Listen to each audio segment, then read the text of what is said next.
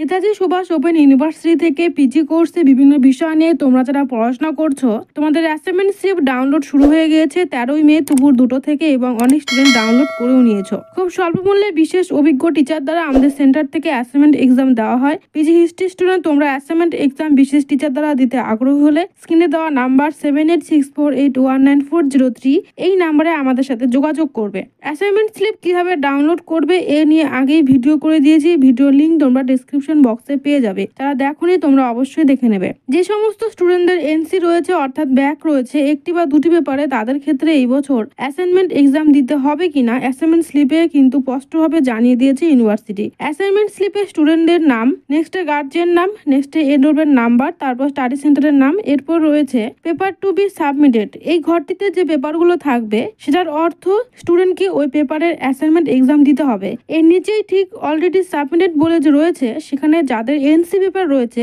সেই পেপারটি শো হচ্ছে। অনেক স্টুডেন্ট বুঝতে পারছো না ওখানে কেন শো হচ্ছে। আসলে এনসি পেপারে তোমার আগের বছর অ্যাসাইনমেন্ট দেওয়া ছিল, এই বছর আর অ্যাসাইনমেন্ট দিতে হবে না, তাই ওই পেপারগুলি অলরেডি সাবমিটেড দেখাচ্ছে।